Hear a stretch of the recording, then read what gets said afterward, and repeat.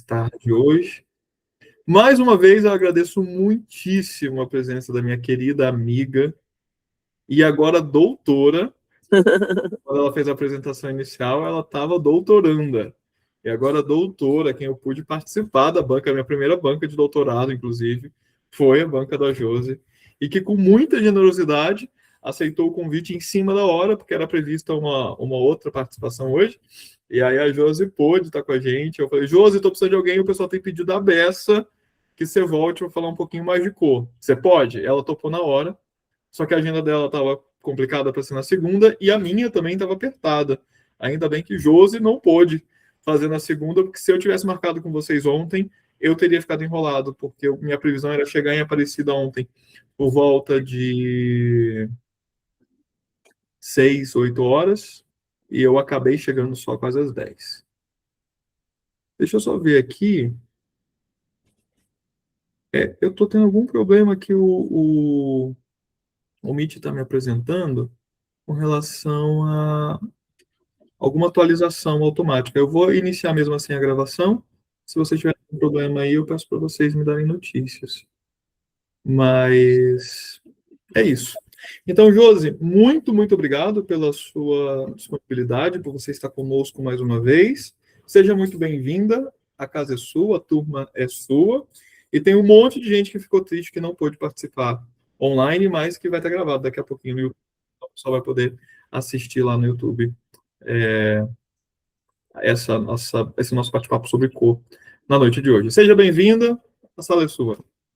Obrigada, Almir. Eu que agradeço o convite. É sempre bom estar aqui para falar um pouquinho sobre cor e dessa vez de uma forma mais prática, né? Exatamente sobre uma alfabetização da cor. E é bem interessante que a gente, eu trago também a questão das aplicações nos processos. Obviamente que eu falo do design de interiores, né, que é o meu campo de pesquisa, mas eu acho que vocês podem, seja na arte, na pintura, na escultura, em outros campos, vocês também podem utilizar e desenvolver seus processos, né? Então, a gente começa com um processo aqui, com umas questões, com umas perguntas, não mais sobre um conceito de cor, né? Mas a ideia é exatamente mostrar para vocês como que se dá isso, né? Como é que a gente nomeia as cores, como é que a gente chama, como é que a gente aplica. Então, vamos lá, tá? De certa forma, a gente já se conhece, né? Já na aula 4, a gente teve aquela apresentação, eu já tinha falado do meu trabalho, eu sou Josi Benegatti, professora, mestra, com mestrado e doutorado, estudando a cor e seus procedimentos, especificamente no campo do design de interiores. E agora, como a Almi falou, eu terminei o doutorado, então as coisas estão um pouquinho mais tranquilas, né? Exatamente, porque agora eu tenho tempo para desenvolver outras pesquisas que estavam mais engatinhadas, né? Eu tenho desenvolvido uma pesquisa sobre uma história da cor nos interiores brasileiros, né? Que é bem interessante, né? E é curtinha, uma história curta, exatamente porque a nossa história ainda é curta. Mas eu queria dizer para vocês que a gente começa sempre questionando a questão da efemeridade da cor, né? A cor é um fenômeno efêmero, né? Exatamente porque ela muda de acordo com o entorno. Aliás, ela muda de acordo com muitas questões, né? Não só especificamente nesse relacionamento de um matiz com outro matiz. Quando a gente olha para essa caixa vermelha, né, a gente percebe que há uma diferença entre a caixa A e entre a caixa B, né? Uma é mais luminosa e se expande, e outra é menos luminosa e ela se fecha e ela parece mais escura, né? esse fenômeno ele se chama contraste simultâneo, e a gente consegue perceber quando a gente vê, vou passar, que a gente está tratando da mesma cor, né? E da forma como ela muda diante da proximidade com outro matiz.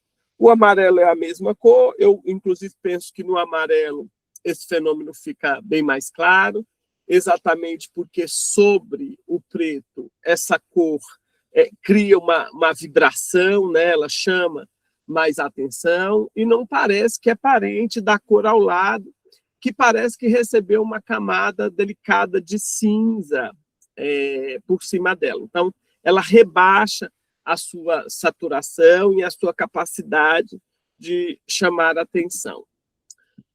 Mas a gente está falando da mesma cor, né, do mesmo matiz.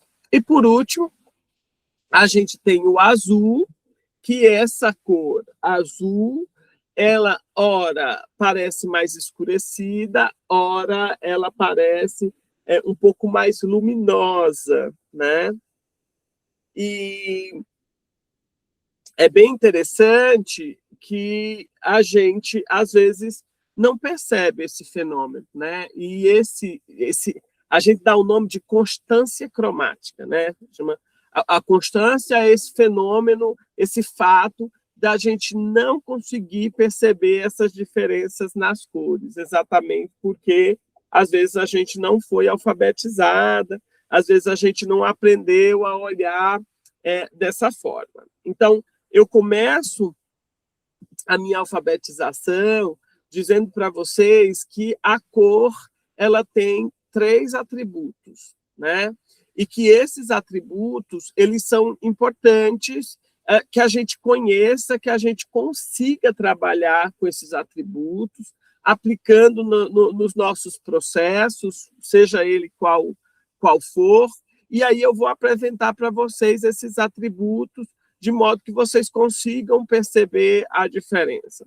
Geralmente, quando a gente lê nos livros, e alguns livros em português falam desses atributos, mas eles não conseguem explicar, às vezes, algum atributo. Por exemplo, saturação é muito chatinho, é muito complicado de explicar, né? E a gente vê sempre uma dificuldade dos palestrantes de cores de ensinar essas nomenclaturas e essas percepções. Então, eu preciso da participação de vocês, estão todos convidados a participar, e aí eu vou mostrar uma cor para vocês e eu vou pedir que vocês nomeiem, tá, ela? Exatamente, porque eu preciso entender como vocês conhecem essas cores. Não sei. Acho que para mim não aparece o chat, né, Almir? Não, Josi, mas se quiser eu posso ir atualizando para você aqui o que você vai me falando. Eu vou falando. Eu vou começar. Tá. Eu acho que esse daí talvez é um vermelho alaranjado. Tá. Você chamou de... Ou um laranja avermelhado. Tá. Você chamou de vermelho alaranjado. Tá. Tá. E quem mais? Alguém chamou por algum outro nome? Deixa eu ver aqui no chat, ainda nem nada no chat. Deixa eu mandar aqui.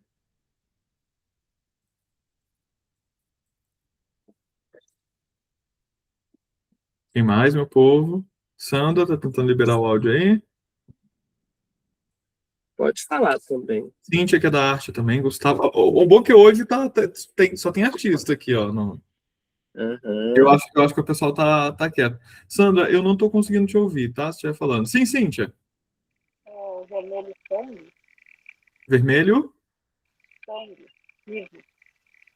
Vermelho sangue. Sangue. O Gleidson colocou aqui laranja avermelhado. Laranja avermelhado. Tá bom. Tá ok. O que mais? Alguém? Bom, tá bom. Então, perfeito. A gente vai para o segundo tom. Temos 2 votos aqui de laranja avermelhado, viu? Tá. São 2, ok. Agora esse é um é vermelho. Para mim, um era vermelho alaranjado, esse é amarelo esverdeado. Amarelo.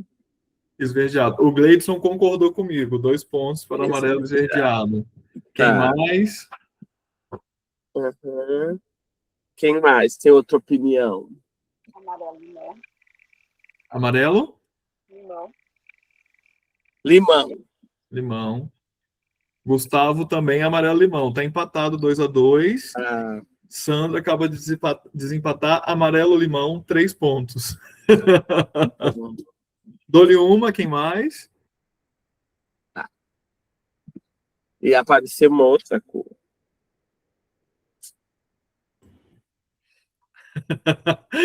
A pegadinha aí é que tá sempre entre 2 tons. A gente vai falar azul ou verde. Eu tenho um amigo que chamava esse de Tiffany, porque ele amava esse tom de... Ele falava que era Tiffany, que era esse azul meio esverdeado. Ok. Inclusive, eu tive um grande dilema com essa cor. Eu decidi pintar o teto do meu banheiro do apartamento novo com um tom assim, e eu não conseguia chegar no que eu queria. Entendi. O Gleidson concordou, que é um azul Azul Tiffany. Tiffany, perfeito. Tá. Mas isso, vocês entendem que é um azul, ok? Sim, azul. Tá. O Gustavo falou aqui também do azul cerúleo. Ok, perfeito, perfeito. Aí a gente tem mais um tom.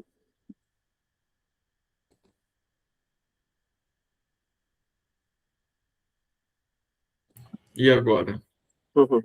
Ele é para mim um vermelho ainda. Ele está na família dos vermelhos, né? Na família dos vermelhos. Bom, Agora um vermelho o quê? O Gustavo falou que ele é um rosa. O Gleidson falou um Rosa, cereja. cereja, ok, rosa. Tá. Perfeito. E a outra cor? Azul. Esse eu chamaria talvez de azul cerúleo. Não. Gustavo falou de azul cerúleo o outro, mas talvez não, né não?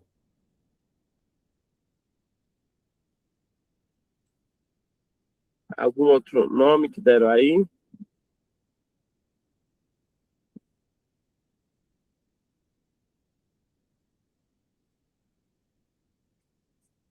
Eu acho que o pessoal começou a ficar com medo aqui, ó, de dar nome para as coisas.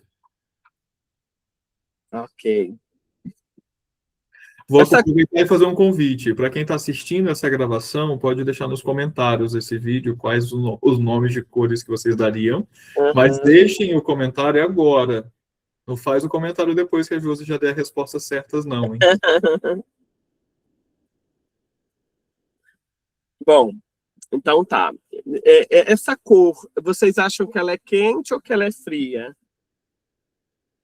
Essa última? É, Fria. fria. Também Perfeito. fria. Todo mundo concorda? Fria, né? Sim, todo mundo está colocando fria aqui. Ok, tá bom. E a próxima? Essa é uma cor quente. Uhum, E é um amarelo. tá. Um amarelo canário para mim. Canário. Ok. Perfeito. Amarelo, né? Todo mundo tá dizendo que é azul claro. A anterior, azul claro, ok. Gustavo, perfeito. Tá bom. Então tá, gente.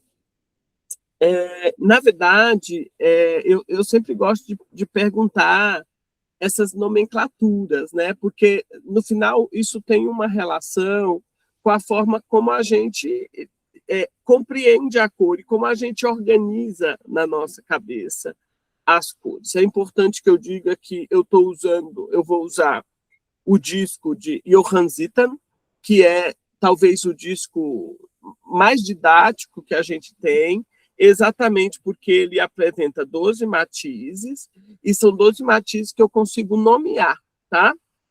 A gente tem outros discos cromáticos de 6 cores, de 10 cores, de 24 cores, de 36 cores, de 46 cores, de 70, de 100 cores, que a gente não consegue nomear. Então, as cores são, de alguma forma, tratadas por códigos, né? E aí o código identifica que cor é aquela. Então, para quem aplica cor no dia a dia, talvez o disco do Johann Zittan seja o melhor, porque, ao meu ver, é o mais didático deles, exatamente porque a gente consegue nomear todas as cores. E aí a gente consegue também repensar as questões das nomenclaturas das cores, né? Já que, às vezes, é difícil nomear, porque a gente tem uma variedade, porque a gente tem que entender também que é um aspecto regional. Em cada região, as pessoas nomeiam de uma forma, né? De suas formas populares, talvez. Mas é interessante entender isso para que vocês consigam fazer, de alguma forma, uma mudança no olhar de vocês para as cores. Eu não sei se vai mudar o tom, mas eu vou mostrar algumas cores aqui para vocês e eu torço que vocês as enxerguem sem alterações. Provavelmente está alterando, tá? Esse é um livro de arquitetura. Eu queria saber como vocês chamariam essa cor. Vejam na tela de vocês, provavelmente ela chega outra coisa. Tá? Mas vamos lá, ver se a gente consegue. Ela está chegando para mim um laranja. Um laranja, tá, perfeito. Chega laranja. Eu vou mostrar a caixinha, não sei se vocês conseguem. Ela não se altera muito. Eu vejo na tela muito parecido com o que eu estou vendo aqui. Essa me parece um azul, aquele azul bem fechado, um azul petróleo, um azul bem escuro. O pessoal pode opinar também, tá? É só frasco de remédio que eu vou mostrar. Essa cor aqui. Ó, essa faixinha. Pelo que eu interpretei da Cíntia falando também, é amarelo. Amarelo. Tá bom. Então tá. Então vamos lá. Ó.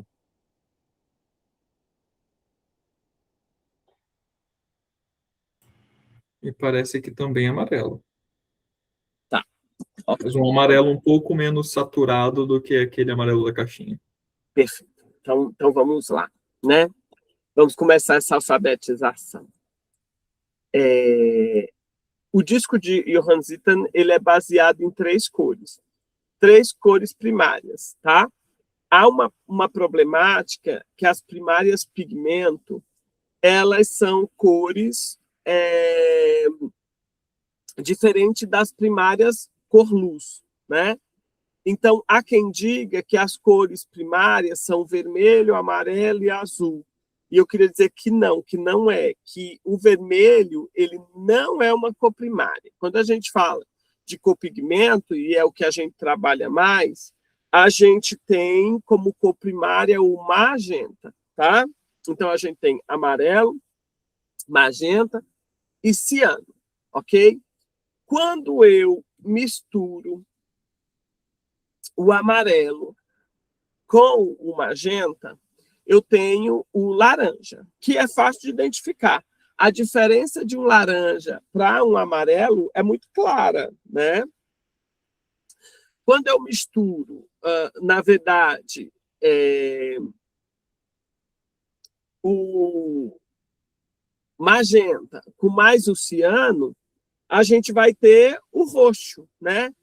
Que em inglês eles chamam de violet, né? E é muito esse violet americano, em inglês, ele é muito diferente do que a gente entende que seja o violeta traduzido para a gente, porque às vezes o violeta traduzido para a gente é um lilás, é uma cor de baixa saturação para o branco, na verdade. Não é o roxo. Então, o roxo é igual a violet, é como eles chamam essa cor, né? E aí, quando a gente mistura o ciano com mais o amarelo, a gente vai ter um verde, certo? Então, a gente tem aqui as cores primárias e as cores secundárias, e vocês vão observar que uma primária é sempre oposta a uma secundária, né? Ou o amarelo é oposto ao roxo, o ciano é oposto ao laranja e o magenta é oposto ao verde, tá? Eu tô dizendo isso porque a gente tem outros discos cromáticos, são discos cromáticos que têm um leque maior de matizes e não é verdade que sempre eles são opostos. Essas oposições, elas podem variar, tá? Bom, depois a gente tem as cores terciárias. E eu queria dizer para vocês que as cores que eu apresentei para vocês são as cores terciárias, mas que a gente não aprende, às vezes, nomear elas da forma certa. Então, é como se a gente tivesse ali um leque menor de conhecimento das cores, exatamente porque a gente conhece 6 cores, a gente não conhece as 12 cores. E a gente precisa também aprender a identificar. Às vezes, vocês estão vendo um amarelo alaranjado. E a gente chama ele de amarelo muito facilmente. Então, boa parte das cores que eu apresentei para vocês, elas eram amarelas alaranjadas. Elas não eram amarelas e elas nem eram laranja, mas vocês sempre levam ela. Então, vejam que vocês chamam sempre a cor primária ou secundária junto, que é como se a gente não conhecesse as terciárias. Então, agora no repertório de vocês, a gente aumenta esse leque de cor, obviamente, para 12 cores. E aí a gente vai aprender a olhar e compreender as sutilezas dessas cores. Então, a primeira cor que a gente tem é assim, e aí a gente faz um cálculo matemático. Quando eu misturo o amarelo com mais magenta, e a gente parte de um pressuposto que é uma mistura ideal, a gente mistura 50% de amarelo, 50% de magenta. E aí eu vou ter uma cor chamada de laranja, ok? Certo. Quando eu me aproximo do amarelo, essa conta vai mudar, exatamente porque eu vou pegar o laranja, que já tem 50% de amarelo, vou colocar mais amarelo, e aí a gente fica com essa cor, com uma identificação assim. O que seria... Eu não sei se vocês conseguem identificar... Ah, tá lá. Ó, essa cor aqui que a gente está falando. Essa cor, ela é 75% de amarelo e 25% de magenta. E aí eu pergunto para vocês, como a gente deveria nomear essa cor, né? É um amarelo alaranjado, ou um magenta, ou um laranja amarelado, né? Na verdade, tem uma confusão. Vocês aqui colocam lá, vocês chamam algumas cores, né? Vermelho alaranjado, né? E depois vocês falam, não, é um laranja avermelhado. Aí eu pergunto, essa cor é um amarelo alaranjado ou um laranja amarelado? Gleidson chama de mostarda. Esté levantou a mão. Fala, Esté. Eu vou jogar para o lado da engenharia, porque quando a gente tem um solo que a gente não sabe se é argiloso ou arenoso, a gente vê qual que é a porcentagem maior para ver qual que é a primeira palavra. Então, se tem uma porcentagem maior de amarela e de argila, a gente fala que ele é argila ou a outra coisa, né? Então, assim, se ele está mais perto do amarelo, eu ia falar que ele é amarelo alguma coisa. Se ele está mais perto do laranja, eu ia falar que ele é laranja alguma coisa. Exatamente, é exatamente isso. Essa cor não pode ser chamada de laranja amarelado, exatamente porque ela tem um predomínio. Veja só, já tinha amarelo no laranja, aí eu botei mais amarelo, então ela é predominantemente amarela, ela não é predominantemente magenta ou laranja. Então essa cor é uma cor que gera muita confusão, que geralmente as pessoas usam ela como amarelo, mas ela não é um amarelo. E a gente precisa perceber que ela sutilmente tem um pouco mais de laranja dentro dela, porque ela não chega a ser o laranja, tá? Então, boa parte dos amarelos que por aí vocês identificam como amarelos, não são amarelos porque eles têm um magenta lá por trás, escondidinho, pouquinho, mas eles têm, tá? A mesma coisa acontece aqui perto do magenta, que aí a gente vai ter essa cor aqui, que a gente vai chamar ela de vermelho. Ela é um vermelho, de fato, para vocês entenderem que vermelho é uma cor secundária, não é uma cor, como eu posso dizer, primária, né? E aí, prestem bem atenção, na verdade, o vermelho é uma cor terciária, não é secundária, tá? Eu tenho a mesma coisa, eu tenho um laranja, que tem 50% de magenta, 50% de amarelo, eu boto mais magenta, e aí ele predominantemente fica tendencioso para o magenta e não para o amarelo. Então, essa cor ela tem basicamente 75% de magenta e 25% de amarelo, né? E se vocês forem observar o que está acontecendo, vocês vão perceber que o predomínio da cor ele ajuda a fazer essa definição. Esse livro que eu acabei de mostrar para vocês, ele é exatamente um vermelho, porque a gente precisa entender que o vermelho puro ele não tem preto dentro dele. Na verdade, ele é um vermelho vibrante, né? Que é o tal vermelho Ferrari lá. Ele parece muito mais um laranja do que ele parece um vermelho. É porque, no final, as pessoas tendem a chamar de vermelho uma cor que seja mais fechada. E aí, eu não tenho nada aqui do lado. Deixa eu ver. Não sei se eu consigo mostrar isso aqui para vocês. Esse vermelho aqui de cima mais fechado, tá vendo? Na verdade, esse é um vermelho que recebeu preto, e aí ele muda esse aspecto dele. Tá? Então, as pessoas tendem a achar que o vermelho é um pouco mais fechado, mas o vermelho, tendenciosamente, se parece com laranja. E aqui, a gente tem uma... Oi. Só um detalhe ainda antes do vermelho. Então, se a gente segue a lógica do que a gente tinha antes, no amarelo alaranjado, o vermelho nada mais é do que um magenta alaranjado? Exatamente. E aí a O regra nome vai técnico sempre dele magenta alaranjado. Magenta alaranjado, ou como no dia a dia as pessoas chamam de vermelho, você pode chamar de vermelho alaranjado. Tá. Tá? E a regrinha, então, vai ser sempre a porcentagem. Sempre a porcentagem, é ela que vai direcionar.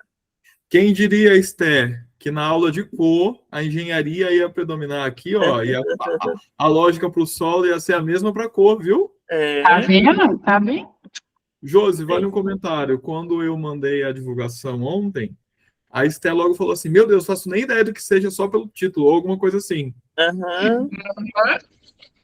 Pronto, e agora ó, já chegou respondendo certeiramente, que é isso? Legal, muito bom.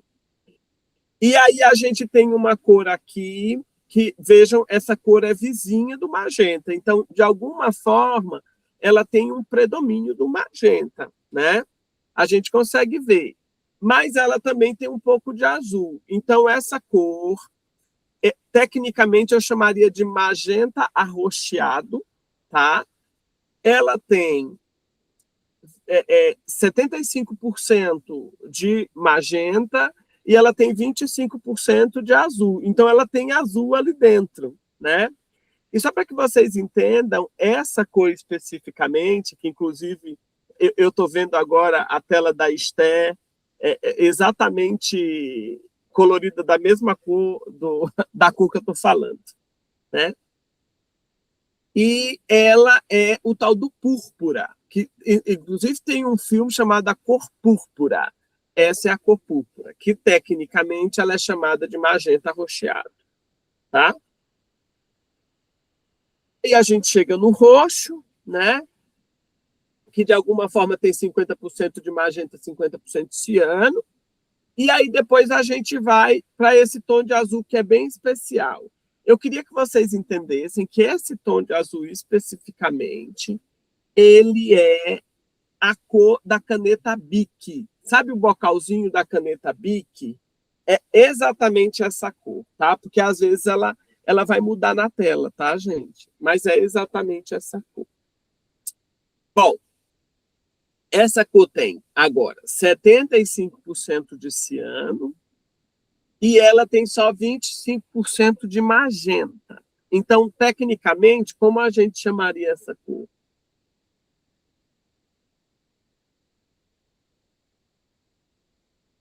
Se o outro era vermelho, esse é azul. Mas a gente chama o nome técnico. Ela tem mais azul mesmo. Mas partindo da lógica, como chamaria? Azul arroxeado. Exatamente, Gleidson. Azul arroxeado, exatamente. E aí esse azul arroxeado, ele tem 75% de ciano, né? E ele tem, que é uma cor primária, por isso que a gente chama de ciano, ela é mais forte, há um predomínio dela, e 25% de magenta. Então, este azul especificamente não pode ser uma cor fria. Ele é uma cor quente. É um azul quente. E só para vocês entenderem que eu parto de uma outra lógica, tá? Eu parto de uma lógica da estética pessoal. Todas as cores, de modo geral, qualquer uma delas, elas podem ter tons frios e tons quentes.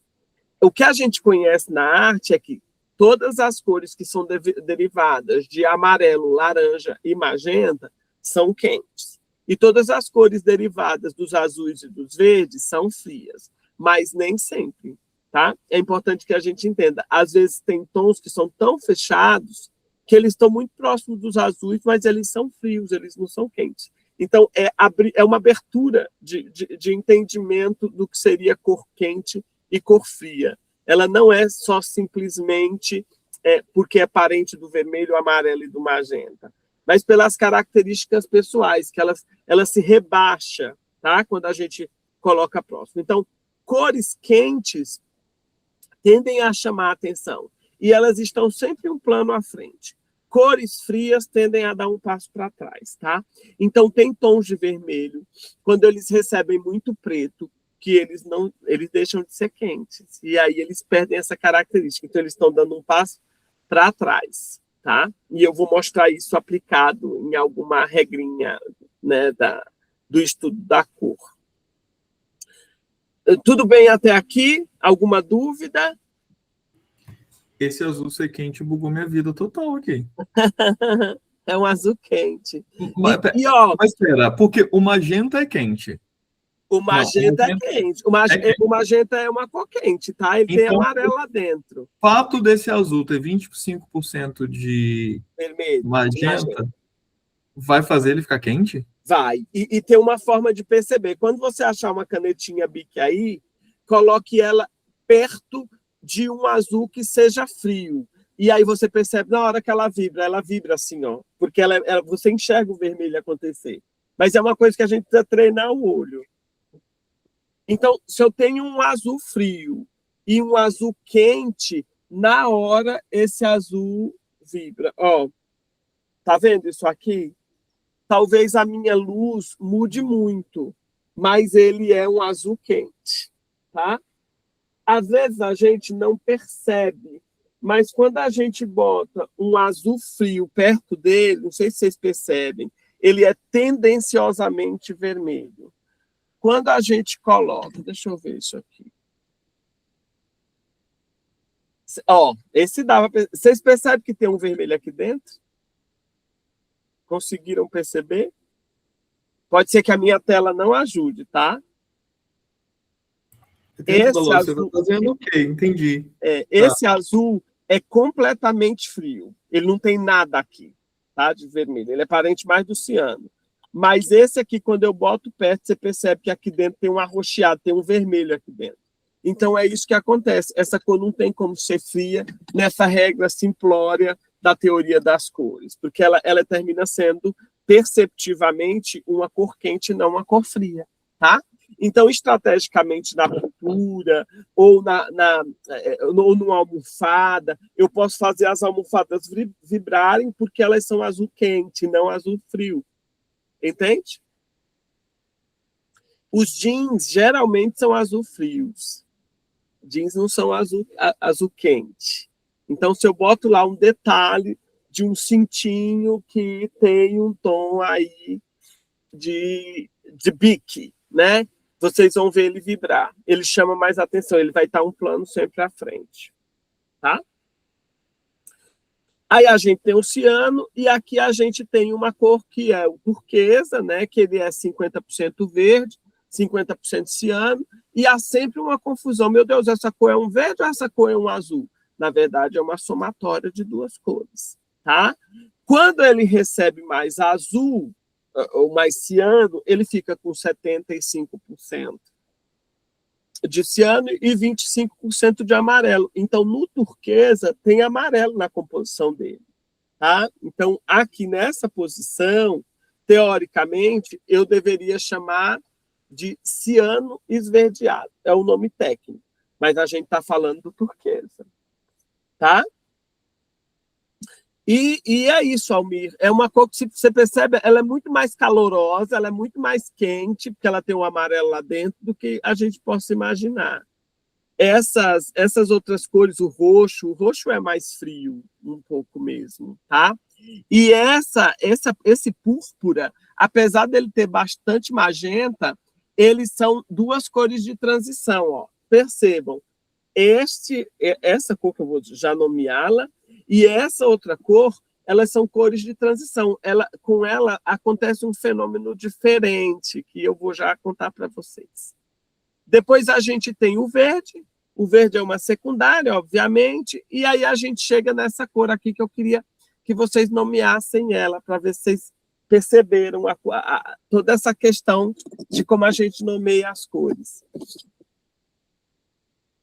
Que é super importante.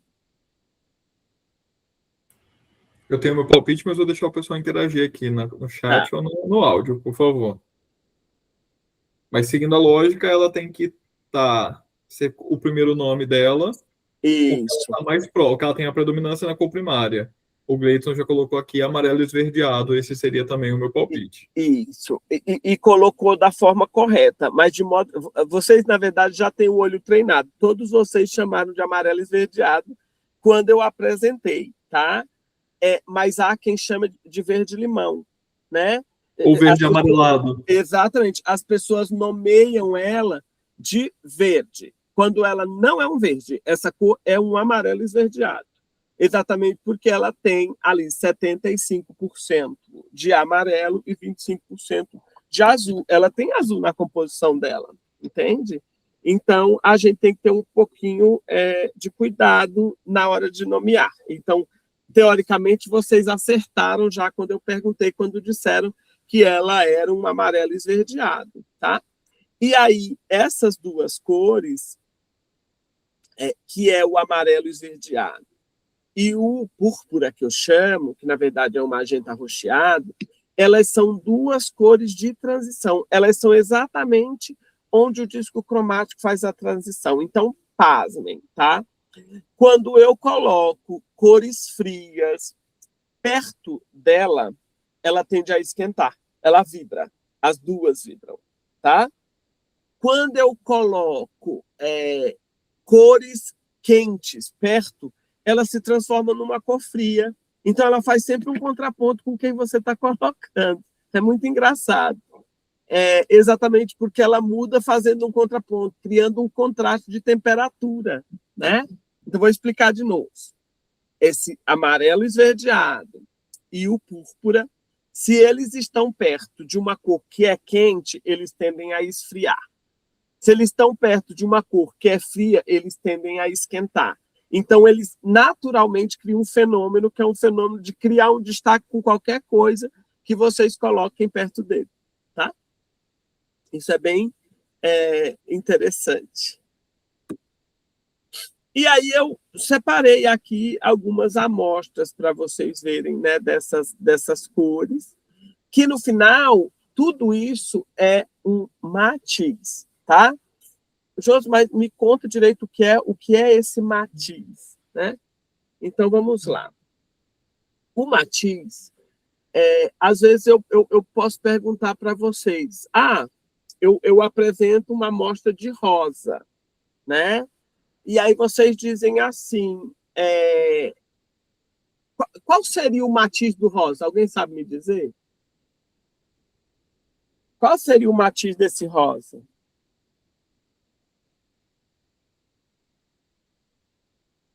Eu não faço ideia como responder isso. Esse rosa é um matiz. Não. Não, O Edson colocou aqui vermelho e branco. não. Perfeito. Essa cor partiu do magenta, do vermelho, do laranja, do amarelo, do verde. De onde partiu essa cor? Obviamente que eu coloquei alguma coisa dentro do matiz dela para ela virar um rosa. Mas ela é parente de alguém aqui. Quem é que ela é parente? E aí a gente consegue até eliminar ali. É do vermelho ou é do magenta? Exatamente. Então, o matiz dessa cor é magenta. Ok? E aí eu vou mostrar uma outra coisa. Ó, eu agora tenho esse estojo, que tem aqui uma corzinha, né? Que esse verde não é igual ao verde que vocês estão vendo. Mas de onde partiu esse verde? Quem é o matiz dessa cor que eu estou mostrando para vocês? O verde da mistura do ciano com o amarelo. Ou não? O verde. O verde, isso. O verde. O verde. Tá? Exatamente o verde. E aí, ó, eu tenho aqui um ticket. Ó, vamos lá. Eu não sei se vocês vão ver como eu... veem. Vocês veem exatamente como eu vejo aqui. Quem é o matiz dessa cor? O amarelo? É um amarelo? Presta atenção. É um amarelo ou é um amarelo alaranjado? Um amarelo alaranjado. Porque eu vou botar um amarelo perto para você ver como ela não é. Ó. Vamos ver. Você vê a diferença? Sim, dá para ver. Vocês veem como aqui tem vermelho e aqui não tem vermelho? Tem um pouquinho de mais. Isso, tem magenta aí. Então, quando vocês ficarem na dúvida, criem a proximidade, que pela proximidade vocês conseguem identificar. Você vai pegar um amarelo puro. Um amarelo alaranjado perto de um amarelo puro vai sobressair. Você vai perceber que tem vermelho ali dentro. Então, a proximidade é uma forma. Então, o matiz dessa cor que eu mostrei para vocês é um amarelo alaranjado. Ok? Então, quando a gente fala de matiz, a gente pode sempre usar esse disco e essas cores que a gente acabou de aprender a nomear como referência. Pode, Almir, mas a gente não chegou ainda a um lugar. Existe, eu estou no meio da laranja, tá? Então eu cortei e estou aqui no meio da laranja, ok? Onde todos os matizes são saturados e estão exatamente como a gente está falando. Mas é importante que vocês entendam que existe coisa para cima e coisa para baixo. E a gente vai chegar lá. Esse é o esqueminha do lado do slide? Hã? Esse é o esqueminha desse pinhão que tem aí do lado? Isso, exatamente. Eu estou mostrando para vocês só o meio da laranja. Eu não mostrei o que tem em cima, não mostrei o que tem embaixo. Tá bom? E aí há uma grande confusão, né? Porque se eu mostro para vocês... eu tenho uma cor específica que eu queria mostrar, mas eu tenho que achar ela aqui. Vamos lá, ver se eu acho. Alguém, pelo amor de Deus, cria um chaveiro com esse disco que eu quero começar a andar com ele agora. Mas tem chaveiro, mas tem que ser o disco de Ethan, tá? Porque ele é o disco melhor. É o disco mais, como é que eu vou dizer, didático, tá? Eu preciso achar um marrom. Deixa eu ver. Eu sou rodeada de cores, mas na hora que eu quero, eu não acho, às vezes, o tom. Tá. Eu precisava achar só para dar um direcionamento. Porque o marrom... vocês veem? Tem marrom no disco cromático? Nesse que a gente está vendo aí, não. Não, né? Vixe, aqui para mim aparece amarronzado, mas vocês veem ele quase azulado. Eu estou vendo azulado, ele não é, tá? Isso não é, isso aqui é um marrom. Mas não sei se vocês perceberam. Por que vocês veem azulado? Porque a câmera não está pegando a cor vermelha, provavelmente, que tem dentro dele? Deixa eu ver, eu tenho uma outra luz aqui, nela. Ó. Não, mudou bastante. Espera aí, que eu tenho uma luz fria. Vocês veem, ó, dependendo da posição, vocês veem que é um marrom? Sim. Então, eu vou explicar o que acontece. Essa cor, ela é um marrom. E os marrons, eles podem nascer, e eu vou mostrar isso para vocês mais na frente, dos laranjas, dos vermelhos e dos azuis. A gente vê azul porque isso especificamente é um marrom azulado. E aí eu pergunto para vocês, esse marrom azulado é uma cor fria ou uma cor quente? Conversa já de maluco, né? Seria quente porque tem um cadinho de vermelho aí? Não, ele é frio. Porque ele é derivado do azul. Ele não tem ali muito vermelho dentro dele, tá? Certo? Mas nesse caso, Josi, fazendo advogado do diabo, Uhum. ele não tem muito vermelho, mas tem um pouquinho. E esse azul bique aí, ele também tem um pouquinho, mas por que ele é quente? Ele tem um pouquinho, mas é bem mais. Mas eu quero te explicar o que acontece. É que você só percebe quando você botar um marrom frio perto de um marrom quente.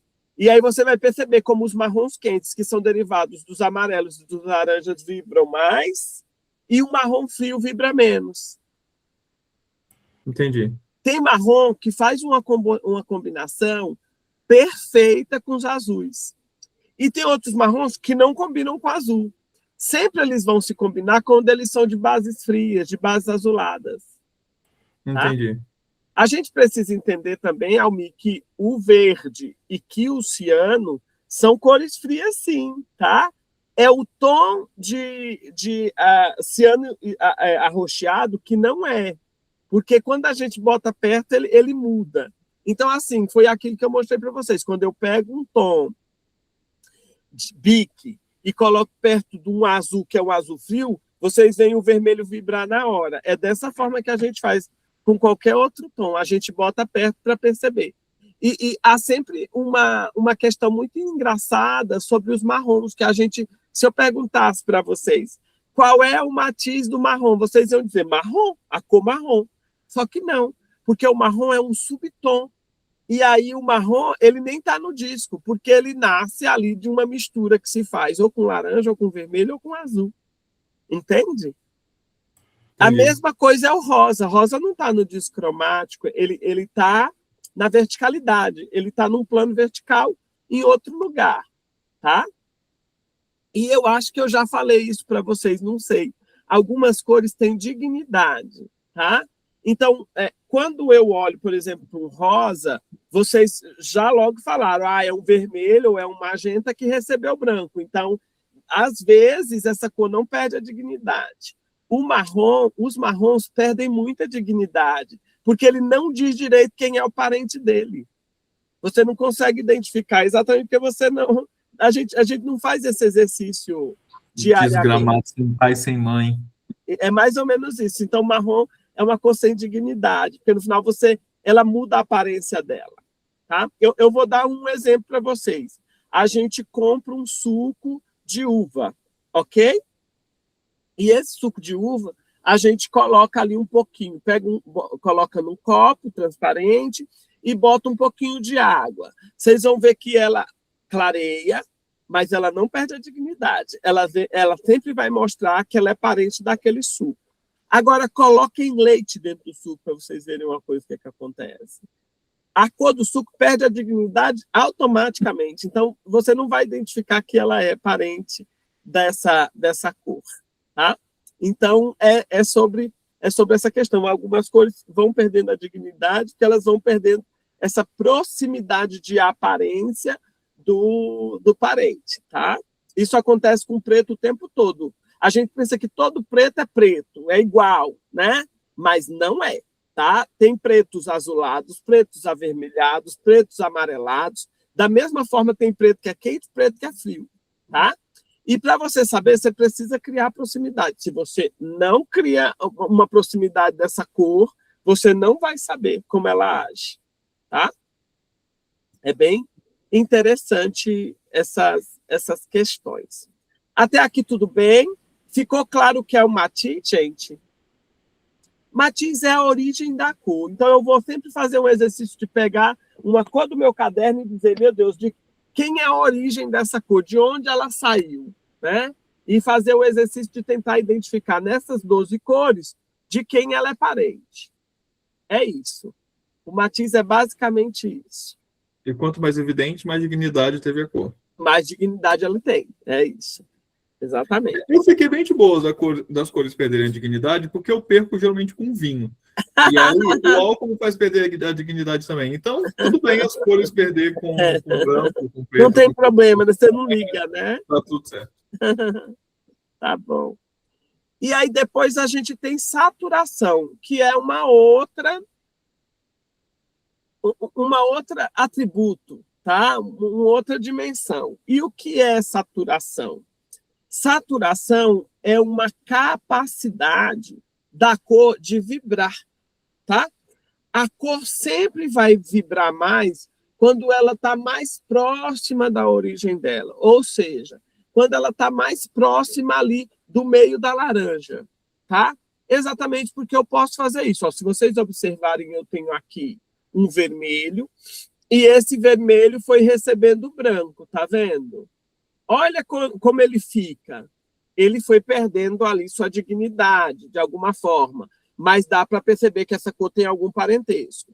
Poderia ser também, gente, um acréscimo de preto. Então, a gente precisa entender que as cores sempre saturam, elas saturam para branco ou elas saturam para preto, tá? Então, se ela recebesse preto e cinza, aconteceria a mesma coisa, tá? Também seria uma dessaturação, igual eu estou mostrando aqui. Então, essa cor é saturada porque ela está muito próxima da origem dela, natural, e essa é uma cor, um extremo desaturado, exatamente porque ela foi recebendo uma interferência de branco e ela foi mudando sua aparência, tá bom? Essas cores do meio, elas são mediamente saturadas, porque ela recebeu uma quantidade. Esta cor aqui, essa posição, é mais saturada do que essa. Então, se eu isolasse tudo e pegasse essa cor e essa cor, eu teria ali uma média saturada e uma saturada. Mas vamos ver isso aplicado. Eles vão gerar contrastes, tá? Então, eu tenho uma cor saturada, que perto de uma desaturada, ela vibra. Ela quem manda. Vermelho vibra muito, chama muita atenção, tá? Depois eu tenho uma cor saturada em cima de uma média. Vocês vão ver que o vermelho perde força. O vermelho já não vibra da mesma forma, tá? E, por último, eu tenho uma cor muito saturada em cima de um fundo que está perto dela, que está ali, ó, está por aqui, ó. Ela não vibra. É muito importante que a gente aprenda a fazer isso, porque eu posso fazer uma cor levantar um objeto ou apagar um objeto. Eu posso destacar o objeto ou esconder o objeto, né? Quando a gente não aumenta o contraste, como isso, o objeto não vai se destacar, tá? Então, eu tenho uma cor saturada sobre uma cor que tem também alguma saturação. E a gente vai percebendo que ela vai perdendo o brilho dela, a capacidade dela de chamar a atenção. Então, saturação, ele é uma escala, tá? Neste momento, essa é a cor mais saturada e essa é a mais desaturada. Mas se eu estivesse falando do meio dessa paleta para cá, essa seria a mais saturada se eu comparo as duas. Então, a saturação, ela é sempre uma comparação, tá? E só para que vocês entendam, cores saturadas vibram, elas chamam a atenção. Quando você usa uma cor saturada, ela sempre vai chamar a atenção dos objetos. Esse meio da laranja que eu mostrei para vocês, ele é o quadro de cores saturadas. Ali elas estão na máxima saturação delas. Quando a gente sobe, elas receberam branco, elas vão perdendo. E quando elas descem, elas receberam preto e vão perdendo também sua capacidade de vibrarem, tá? Então, cores, quando recebem preto, cinza ou branco, tendem a desaturar. Ok? Josi, aproveitando que você falou do cinza, nesse caso ela seria quase que desaturada para os dois lados, tanto para o branco quanto para o preto. Sim. É isso mesmo. Porque só ela na ponta máxima ela seria mais saturada. Entendi. E você vai fazer uma vitrine e você quer dar um destaque no manequim. Vá direto na cor saturada, que aí ela vai destacar. Porque qualquer vermelho que você colocar, não vai destacar.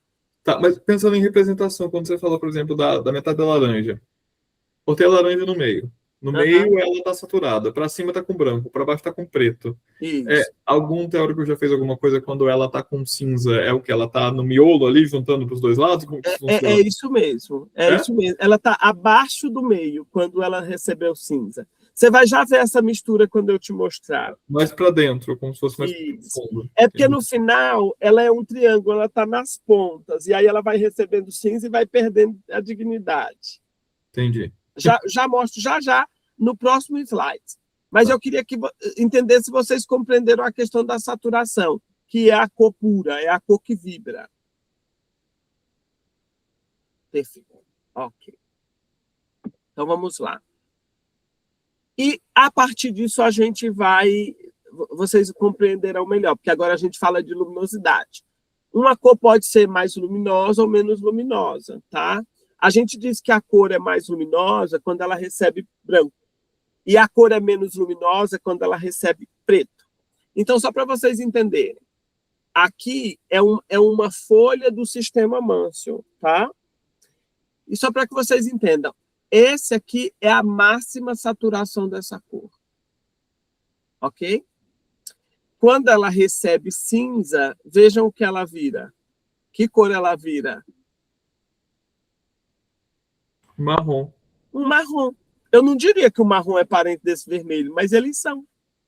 E eles sempre vão se harmonizar, sempre vão se combinar, porque o vermelho é mãe do marrom. Tá? Isso é bem interessante. E aí a gente vê esse marrom receber mais preto, né? Até virar um preto de verdade. Nessa escala, a gente não consegue identificar, porque, na verdade, é uma imagem digitalizada. Mas o Mansell de verdade, a gente consegue fazer essa eu Eu tenho aqui o Mansell, eu tenho o livro do Mansell, né? Eu só não Como que sei... escreve, Josi, e qual é a referência desse livro aí, para a gente poder... O Mansell é esse livro aqui, ó. Ele é um sistema de cor. É um sistema americano de cor. E ele estrutura a cor dentro de um ordenamento, isso, que a gente consegue usar. Tudo que a gente usa, esses leques de cores que a gente usa, de alguma forma, eles são organizados da mesma forma que o sistema Mansell, mas ninguém conta. Tá? Eu queria achar, porque vem eu consigo mostrar. É porque eu não tirei ainda, tá? Estão vendo isso aqui, ó? Essa página do disco é a mesma Rio 5R. Vocês observaram Rio 5YR. Eu quero só R. Peraí, eu vou achar para mostrar para vocês. Elas são 10 páginas. Deixa eu achar. 5R. É isso aqui. Ó. Ela vem aqui toda misturada, que é para eu tirar e organizar nesse ordenamento que vocês estão vendo, tá? Tá vendo? E aí ela tem uma que é mais saturada e tem ela de saturada, mas ela é parente dos marrons. Eu queria só que vocês percebessem que tem marrom. E só para comprovar, eu vou fazer uma coisa que eu vou mostrar no Mansell, como ele derrama influência em cima também de outras cores.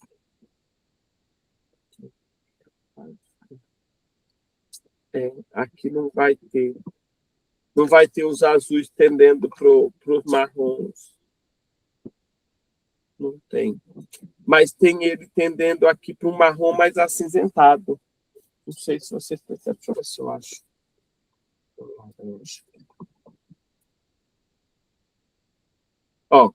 Ó. Esse aqui tem.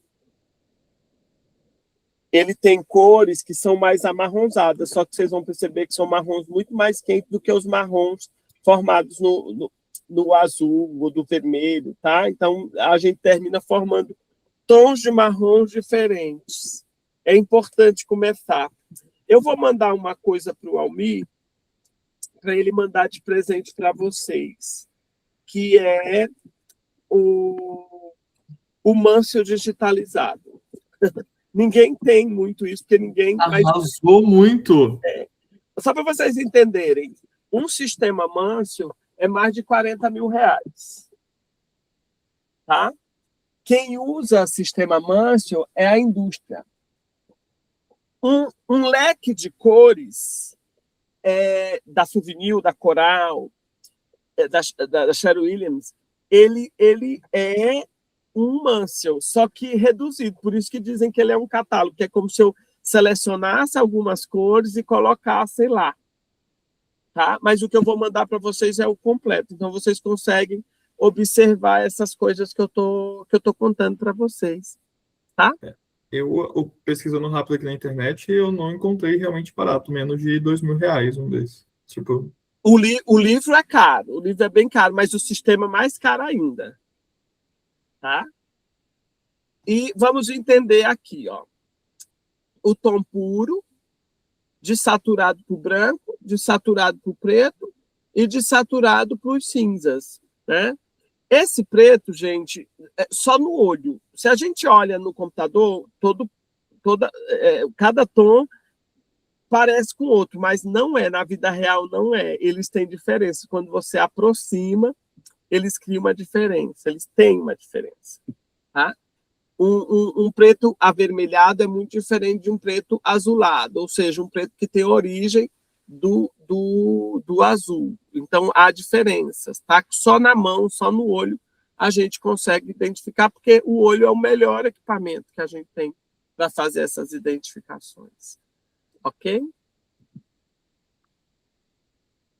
E aí, vamos lá ver essa coisa acontecer, né?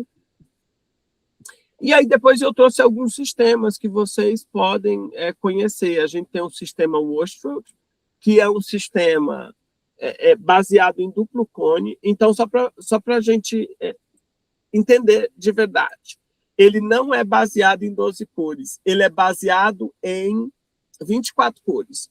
Vejam, fica muitíssimo difícil da gente nomear cada cor, não tem como nomear.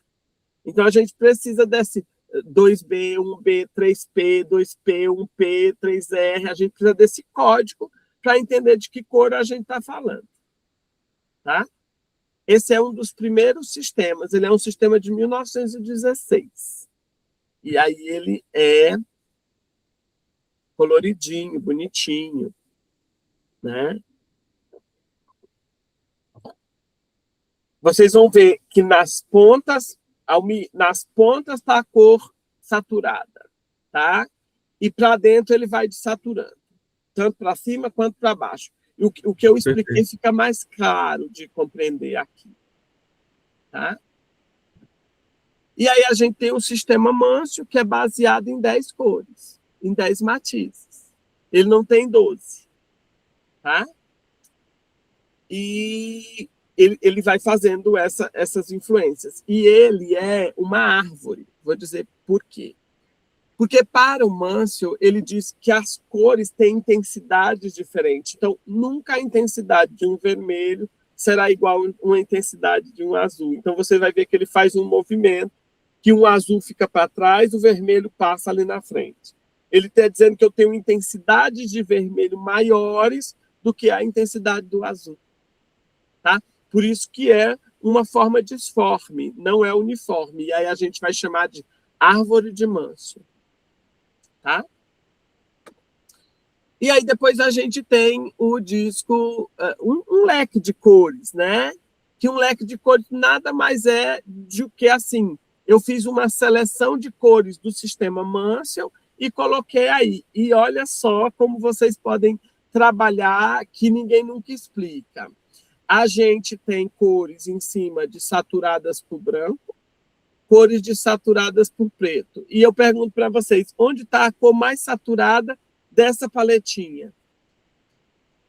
No meio? No meio. Então, essa cor é a mais saturada dentre todas essas. Entende? Então, ele tem a lógica da saturação. Eu tenho matizes diferentes, diferentes luminosidades e diferentes saturações. Nem todo mundo sabe usar o leque de cores. As pessoas não olham essa lógica, mas a gente precisa entender que isso muda a cada 5 anos. Isso é só um catálogo de cor. E a gente tem algumas harmonias que as pessoas usam muito, né? Monocromático, quando eu adoto um tom só para um ambiente. Análoga, quando elas se harmonizam, e sempre se harmonizam porque são vizinhas. Opostas, né? Quando o meu olho enxerga um roxo, ele procura o amarelo, porque essas cores se completam, né? Mas quando elas estão juntas, elas vibram. É um fenômeno, né, chamado contraste simultâneo. Pode ser uma tríade, que é um triângulo equilátero que gira e consegue fazer a harmonia entre 3 cores. O complementar dividido, 2 cores análogas que se harmonizam com uma cor oposta, e o duplo complementar, que são 2 complementares com 2 complementares. A gente termina não usando a oposição, tá? Agora, o que é importante a gente entender?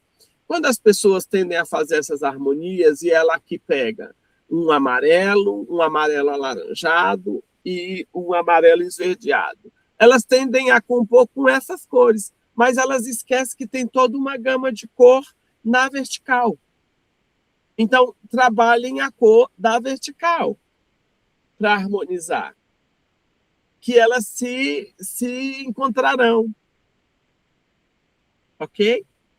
Ficou claro essa história? Então, de trabalhar as cores da vertical, tanto elas com influência de preto, quanto elas com influência de branco. Eu não preciso pegar essa cor do jeito que eu estou vendo aqui. Eu posso trabalhar um amarelo alaranjado para o preto ou para o branco, tá?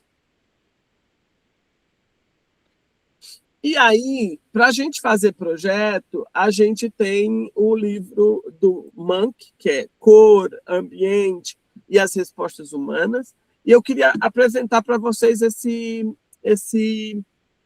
essa pirâmide da experiência de cor, que ela diz assim, que quando a gente escolhe cor para um ambiente ou para um objeto, a gente precisa considerar algumas coisas, né? O primeiro ponto, e aí veja que é a base, ele enquadra todo mundo tem reações biológicas inevitáveis. O que ele está dizendo é que a cor é inerente ao homem. Nasceu, enxergou cor. Tá? Depois, segundo, ele diz que tem um inconsciente coletivo, que, de certa forma, quando a gente nasce, nossa biologia, nossa fisiologia já traz uma experiência com cor. Porque o meu ancestral teve uma experiência com cor. Tá? E depois tem o simbolismo inconsciente, de acordo com o país, com a religião, com o lugar onde você mora, você vai adotar certos aspectos comportamentais para determinadas cores. Né? Por exemplo, no Japão o luto é branco, no Brasil, no Ocidente o luto é preto. Né? Há uma diferença, que é uma questão bem interessante. Influências culturais e maneira de fazer, né? Que tem a ver com a tua região, e influências de tendências de moda e estilo. A moda nos influencia, não tem para onde correr, porque há uma tendência do momento, então a gente tende a querer usar, né? E o relacionamento pessoal que o indivíduo tem para colorir. Então, o teu contexto, a tua história, ela vai influenciar nessa tua escolha, né?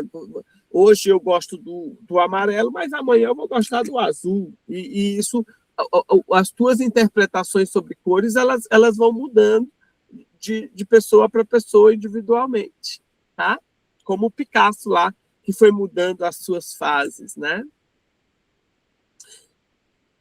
E isso é bem interessante. E eu tenho esse resumo, assim, que tem um aspecto, era o início da minha pesquisa do doutorado, e ele diz que, para eu escolher cor para o doutorado, eu terminei criando aspectos próprios.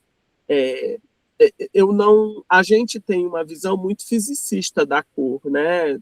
Se a gente vai conceituar uma cor, sempre a visão é fisicista, cor é luz, né? E para a física ela tem a resposta dela, né? A química tem uma outra resposta para a cor, outros campos da arte tem. Eu acredito que para checar, para trabalhar com design de interiores, a gente precisa considerar contrastes, a gente precisa considerar a luz natural e artificial, a gente precisa considerar os brilhos, ou seja, o acabamento do material, a gente precisa considerar texturas, porque texturas tendem a criar microsombras e ela vai mudar a percepção que você tem do espaço, tá? A função do espaço. Escolher cor para uma escola é diferente de escolher cor para uma casa, como é diferente de escolher cor para uma clínica. Aspectos culturais que a gente carrega, a distância, porque essa cor muda à medida que a gente se distancia dela, e também a interação entre duas cores, né?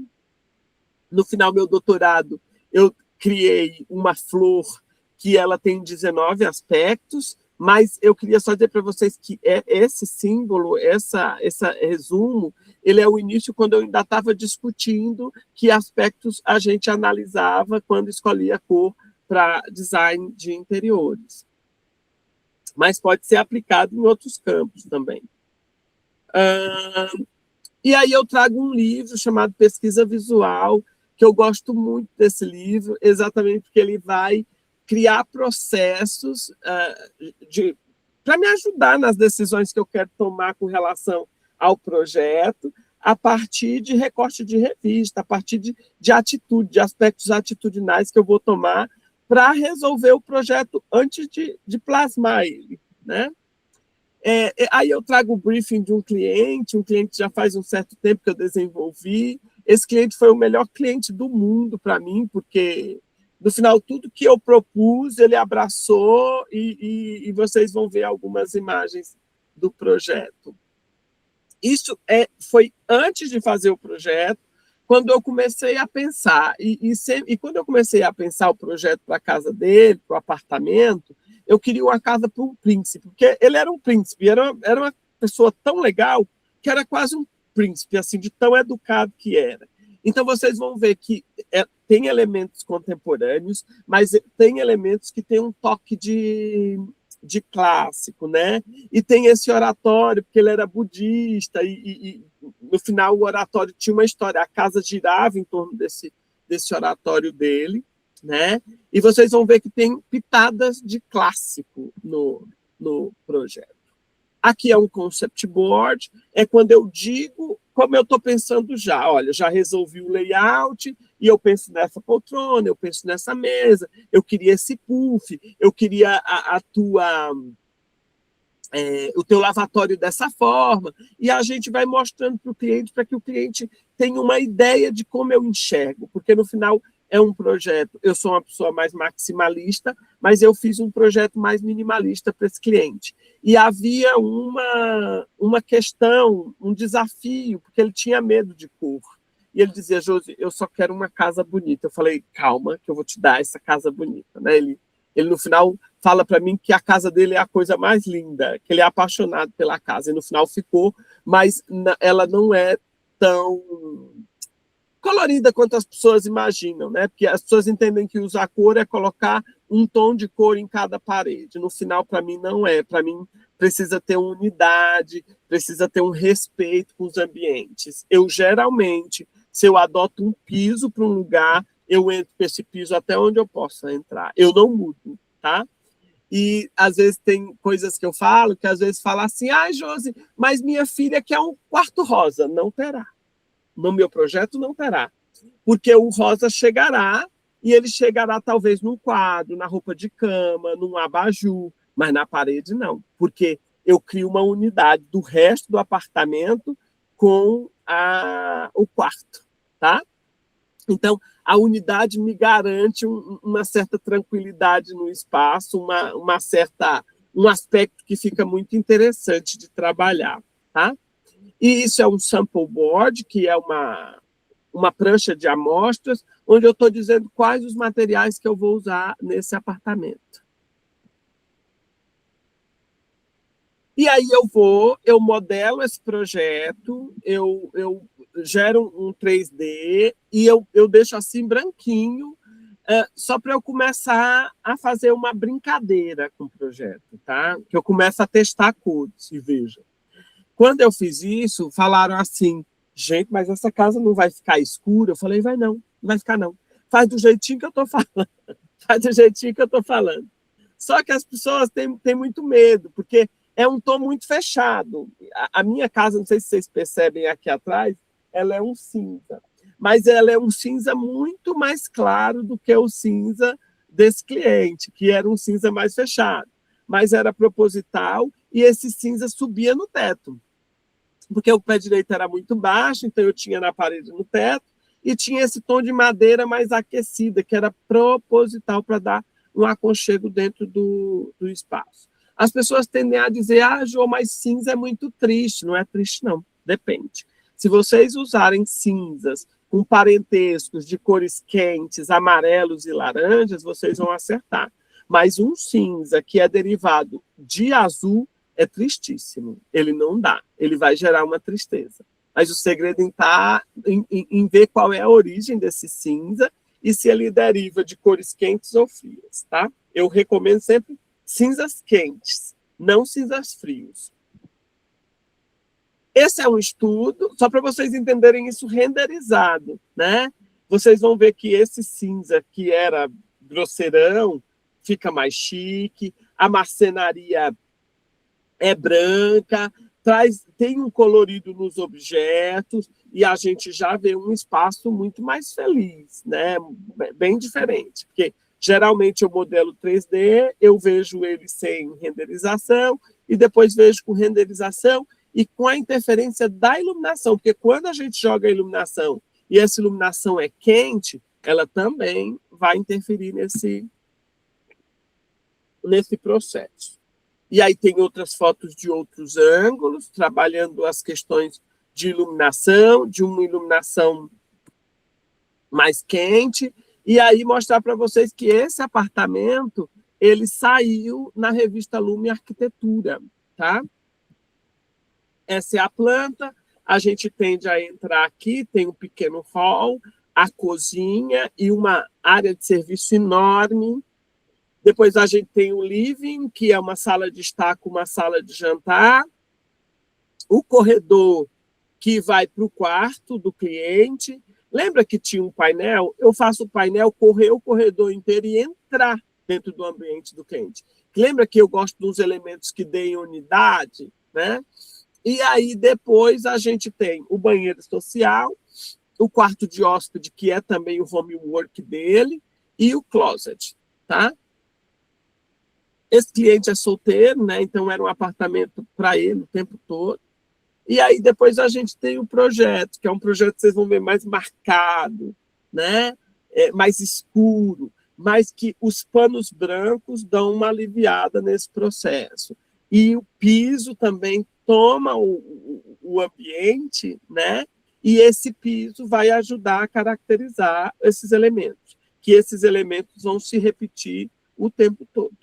Né? O painel de madeira iluminada, a iluminação de destaque, tinha uma necessidade aí de buscar um aconchego nesse projeto, tá? Ele tem um trilho, o pé direito era baixo, e toda a iluminação acontece desse trilho, inclusive a pendente sai desse trilho.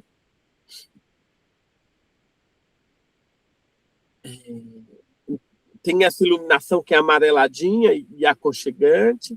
Vocês vão ver que o espaço é meio neutro. o oratório, que eu precisei mudar a iluminação chegou azulada, eu falei, pelo amor de Deus, tira isso daqui. E aí eu pedi uma autorização, ele me deixou mudar a luminária, e aí vocês veem que é aquecido, né?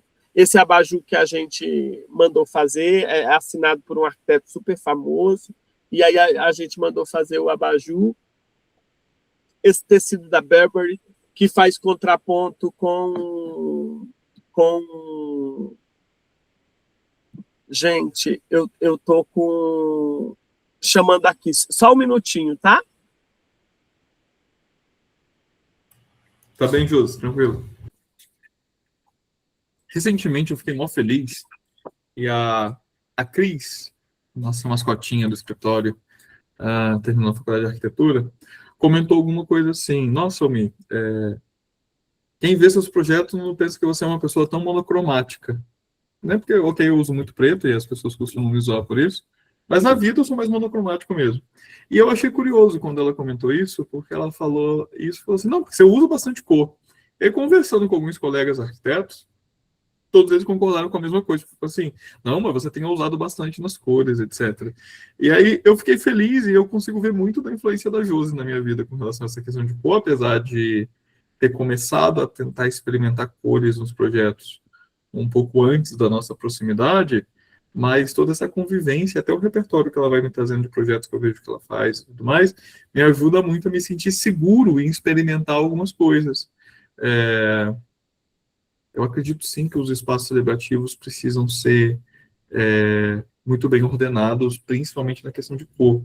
Não dá para a gente abusar muito em muitas coisas, ou deixar o papel da arte de fazer essa experimentação maior. Mas muitas vezes nos projetos, a gente não tem já o contato com o artista que está desenvolvendo, ou consegue fazer isso previamente, porque o trabalho de criar arte, de projetar arte, costuma ser grande, né?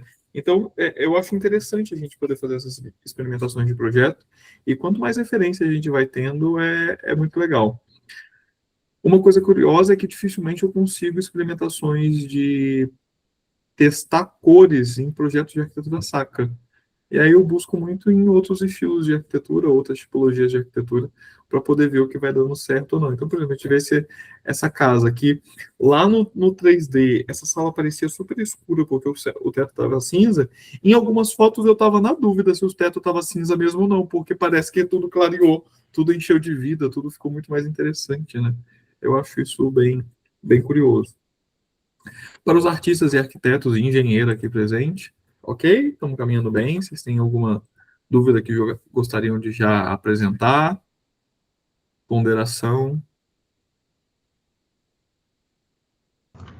Eu achei legal de ver o render, assim, porque como engenheira não é uma coisa que eu tenho hábito, né? Então eu vejo vocês falando, não, porque tem que fazer o render, tem que entregar o render. Eu falo, gente, mas é só um 3D bonito, qual que é a importância disso para o cliente? Aí você falou questão da luz, foi realmente isso, deu uma diferença total no ambiente, ter a iluminação certa, assim, ficou realmente, nem deu para ver que era cinza direito.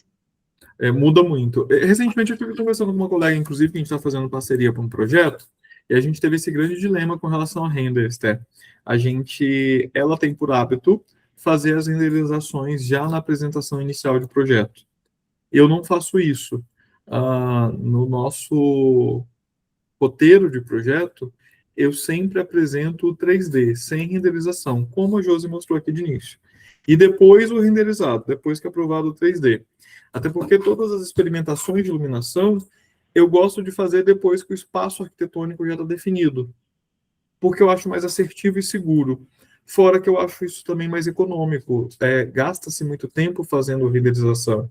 Então, às vezes, por conta de um detalhe, você tem que trocar todo o render. Ok que hoje em dia, com IA, isso tem ficado um pouco mais fácil. Mas eu ainda mantenho no escritório o princípio de primeiro apresentar o 3D e depois de aprovado o 3D, a gente faz a renderização. Tanto que algumas vezes eu percebo que as pessoas estão preocupadas, como é o caso. Tipo, nossa, vai ficar escuro. E às vezes eu falo assim, só confia, não vai. E quando eu mostrar a renderização, você vai ver que isso não vai ficar escuro. Às vezes até efeito de iluminação. Teve um projeto que foi bem emblemático, que a comunidade queria um teto muito adornado, com muitos elementos. E eu falava assim, gente, tá bom esse teto, não precisa fazer mais. Eles, não, tá simples, tá simples. Eu falei, calma, que vai vir um efeito da iluminação. E aí, depois de um tempo, e aí eu tive que insistir muito.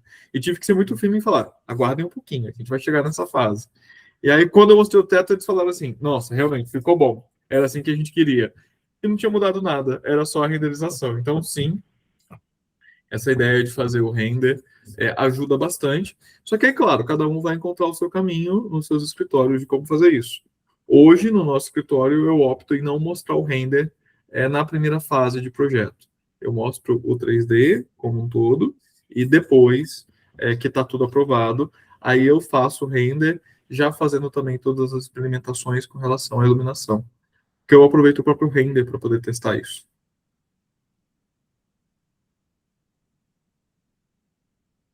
E eu acho interessante que quanto mais repertório a gente vai formando e vai testando, mais a gente vai se libertando de fazer algumas combinações. Por exemplo, se ela só tivesse falado para mim que ela ia combinar esse estofado da poltrona com esse tapete, eu ia falar, não sei se vai ficar bom. Mas quando a gente tem todo o espaço arrumado, olha como fica interessante e instigante o espaço dessa forma, né? Eu acho isso bem curioso. E aí, querendo ou não sei o quanto foi intencional da Josi trazer, a gente acaba brincando aqui um pouquinho com a arquitetura religiosa, né? Nós temos um oratório budista ali, e que, para esse oratório, a gente teve o dilema com relação à luz. Eu costumo ter um grande problema com iluminação nos projetos, que é com relação à iluminação quente e fria. Eu lembro que teve uma vez que eu fiquei tão estressado que o padre pediu para tirar a iluminação quente, trocou toda a iluminação da capela, porque, segundo ele, ela estava escura, para colocar a iluminação fria. Eu falei, essa capela está parecendo um necrotério. E ele falou assim, isso é uma blasfêmia, está dizendo que o corpo do Senhor que adoramos aqui da monta. Eu falei, não, estou dizendo que a iluminação que o Senhor colocou aqui é de necrotério. O meu Senhor está vivo e não está feliz com essa iluminação. A que estava antes estava muito melhor. Então, isso é uma grande questão. E o quanto, por mais que a gente tenha o índice de reprodução de cor, que é uma coisa importante da gente ver nas luminárias, vocês perceberam que quando a Josi mostrou alguma coisa que ela falou assim, porque tá parecendo azul, um detalhe marrom, e que ela mudou a luminária, a luz, a luminária, ela pode ter um índice de reprodução de cor diferente, e o vermelho é sempre o mais difícil de se alcançar. Eu consigo perceber, por exemplo, às vezes nas aulas, com as câmeras, a gente consegue perceber que algumas pessoas ficam mais pálidas na câmera. Eu, inclusive, me pareço bem vermelho aqui. Mas é porque eu acho que eu peguei bastante sol mesmo. Porque até o tom da pele, o vermelho da pele é o mais difícil da câmera pegar. Algumas pessoas ficam verde na câmera, inclusive. Até pouco tempo, o Leonardo, que é o nosso arquiteto que agora está no seminário, era engraçado que toda vez que ele abria a câmera dele, ele começava verde, parecendo um Hulk, assim. Parecendo essa peça de louça que tem aí, essa porcelana que tem na tela da Josi. E aí depois que a câmera dele assentava, e o tom de pele ficava mais ajustado. Isso é curioso, porque os vermelhos são os mais difíceis de se reproduzir cor. E quanto mais azulado LED, mais branco LED, mais isso tende a acontecer. Mas, para além do índice de reprodução de cor, sim, a temperatura da iluminação acaba influenciando e criando alguns contrastes interessantes com a cor. Então, como a cor vai reagir de acordo com a temperatura de cor, também é algo, temperatura de luz, é algo interessante de se considerar. E aí a gente vê, imaginem só esse oratório que a gente tem aí com uma iluminação azul em 6.000 Kelvin. Ficaria horroroso. Ele ia contrastar, ele inclusive competiria talvez com o quadro que tem ali do lado, que é um azul esverdeado, e que acaba criando um ponto de cor interessante nessa composição. Enfim, deixa eu ver, fiquei preocupado com a Josi lá, sei que tá tudo bem. Deixa eu ver se ela mandou alguma coisa aqui no WhatsApp. Ainda não? Josi, está de volta? Eu tô de volta, é que eu fui pegar o antes lá embaixo. Eu fiquei preocupado, que eu fiquei imaginando que podia ser alguma coisa com ele mesmo. Não, é que ele estava lá embaixo. Bom, então tá bom. Então vamos lá. E aí a gente faz as composições prévias para poder ter um resultado do que a gente, obviamente, quer trabalhar. Então, a escolha dessas cores, elas foram absolutamente conscientes, poderia não ser, porque às vezes as pessoas diziam assim, o pintor falava, essa casa vai ficar muito escura, já é um apartamento de 70 metros quadrados, não vai ficar bom. Eu dizia, não, eu quero desse jeito mesmo, você pinte do jeito que eu estou falando. E no final o resultado ficou muito bonito, né? Ficou muito interessante. Nessa parte das composições, dos arranjos, das cores, que vocês vão ver que tem os tons de verde colocados em vários lugares, né? E das composições de textura, de iluminação, de decoração. No final, ele ficou super feliz com o projeto da casa dele. Aqui é o quarto de hóspedes e o escritório que eu mostrei, falei onde ficava para vocês, que era no quarto de hóspedes, né? O banheiro, só para vocês entenderem, esse revestimento das paredes do banheiro é o mesmo revestimento do piso. Então, eu sempre crio unidade para as coisas. Eu vou no piso e subo nas paredes quando eu quero. Às vezes em cozinha e às vezes em banheiro, tá? E o quarto dele, que tem esse mobiliário, essa cabeceira provençal, que era o que eu estava dizendo para vocês, que eu queria um quarto de um príncipe, assim, tem essa pegada. Uma iluminação mais aquecida, né? E é isso, gente. Obrigada. Qualquer dúvida, eu estou à disposição para bater um papo com vocês, para perguntar. Nós que agradecemos, Josi. Muito, muito obrigado. Eu falava quando você saiu do quanto você me inspira, motiva e é referência. Recentemente comentaram que eu tenho ousado nas cores. E aí eu fiquei... Aí, no fundo, por mais que eu tenha começado essa experimentação um pouco antes de ter conhecido você, hoje eu me sinto muito, muito mais seguro em experimentar. Por conta da sua influência, das coisas que vejo que você produz. Então, assim, muito obrigado.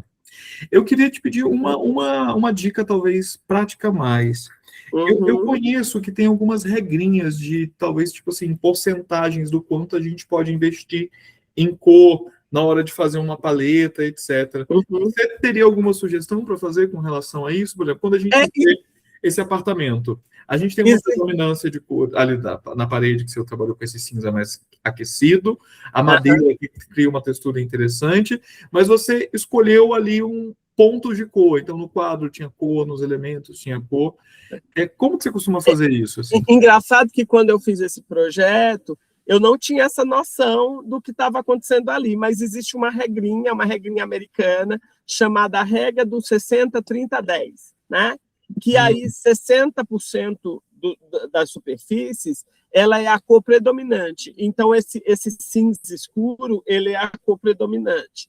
A madeira é a cor subordinada, que eu, teoricamente, usei 30% dela no espaço. E os accents são esses elementos, tipo, se vocês observarem, a cor do quadro dialoga com a cor do abajur. A accents é sempre a pitada de cor, e aí o accent pode ser a cor mais saturada, para chamar mais a atenção, né? Então chama de cor predominante, cor subordinada e...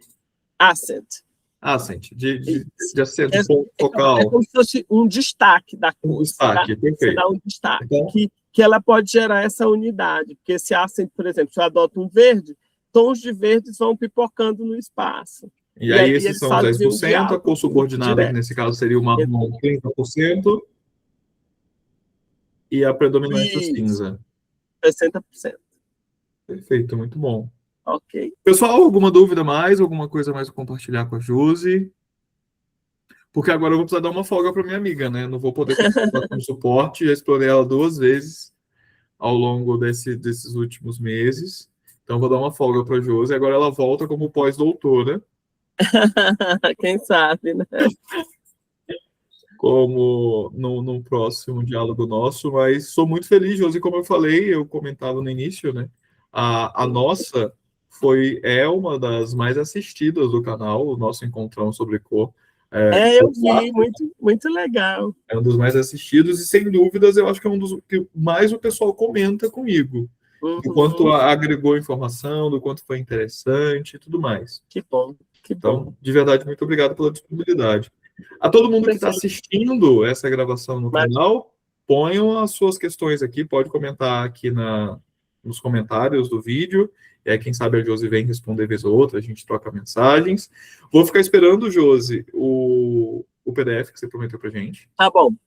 Tá, eu mando. Que eu vou compartilhar com as turmas. Para quem está assistindo essa gravação mais para frente, pode me mandar um oi lá pelo WhatsApp que eu vejo, ou participando das turmas também. Eu já coloco esse material como material oficial aí a ser compartilhado de bibliografia. Tá bom. Tá ok. E é isso. E a todo mundo que veio aqui, muito obrigado. Obrigada. Agradeço o convite, viu? Nós que agradecemos, minha amiga. Nos vemos essa semana. Quem sabe em breve estarei aí pela sua casa, inclusive, que é um apartamento que eu amo. E agora vai ser meu ponto de referência em São Paulo. Pra vocês terem noção, eu já salvei o endereço do apartamento da Josi. A Josi tem um apartamento que é escritório / casa de acolhida, e que já está salvo no meu Waze como localização oficial em São Paulo. Então, assim, que bom. Obrigado mesmo por tudo. Eu te admiro demais, demais. Obrigado. E eu sou muito honrado por ser seu amigo, viu? Muito obrigado. Obrigada. Obrigada. Gente, abençoado noite para todo mundo. Um beijo. Nos vemos no próximo mês, se Deus quiser, no Encontrão. Aqueles que têm aula, amanhã temos aula online, se Deus quiser. E no próximo mês, para aqueles que estão fazendo a disciplina ainda, cursando após na FASBA, já temos no próximo mês a aula acontecendo. Vale lembrar uma coisa. As aulas, aliás, no próximo mês, no final do próximo mês, né? Que as aulas começam no final de junho e início de julho. E eu tenho uma novidade para contar. Tio Almir agora é professor dos 3 módulos do curso de pós-graduação na FASBA. Então, para quem entrar para a próxima turma, vai ter aula comigo no primeiro, no segundo e no terceiro. Muito obrigado a todos os alunos, inclusive, que eu fiquei sabendo que foi indicação dos próprios alunos que falaram. Eu sempre insistia isso com o coordenador, e ele me falou assim, olha, os alunos indicaram você para poder assumir mais uma disciplina, já que você queria fazer no primeiro módulo, quer mesmo? Eu com certeza quero. Então, muito obrigado a todos vocês. Pessoal, boa noite, fiquem com Deus. Qualquer coisa estou à disposição. Com Deus. Pelo Instagram, pelo WhatsApp, por onde vocês preferirem entrar em contato. Um beijo, tchau, tchau. Boa noite. Tchau, boa noite.